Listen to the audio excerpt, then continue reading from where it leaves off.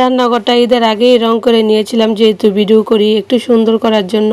তারপরে আর ভিডিও দেওয়াই হয়নি, শরীর অসুস্থ ছিল অনেক দিন যাবৎ, সেজন্য আর রান্নাঘরের ভিডিও তেমন করে দেওয়া হয়নি।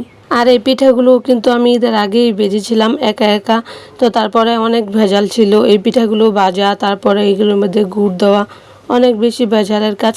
তারপর আমার শাশুড়িকে ডেকে আনলাম একটু গুড় দিয়ে যাওয়ার জন্য এই পিঠাগুলোর মধ্যে। এগুলো কিন্তু নকশি পিঠা। আর এদিকে কিন্তু আমি ভেজে নিচ্ছিলাম। আর আমার টিনের ঘরে, তারপরে এদিকে চুলায় রং করার পরে আমার ঘরটা তো অনেক বেশি সুন্দর লাগতেছিল। ভেবেছিলাম কিছু গাছপালা, তারপরে এদিকে কিছু শোপিস অ্যাড করব, তো অনেক বেশি অসুস্থ থাকার কারণে আর এগুলো কিছুই করা হয়নি। ইনশাল্লাহ এখন সুস্থ, আর খুব তাড়াতাড়ি আমার রান্নাঘরটাকে অনেক বেশি সুন্দর করে ফেলবো, ভিডিওতে আপনাদেরকে দেখাবো। তো এদিকে কিন্তু বলতে বলতে আমার পিঠা অনেকগুলোই ভাজা হয়ে গিয়েছে। তো এইতে এখানে অনেক ধরনের পিঠা ছিল। আমি কিন্তু আবার ক্যামেরাতে দেখাচ্ছিলাম, তো কেউ ভিডিও করা দেওয়া ছিল না, আমি একা একাই ভিডিও করতেছিলাম।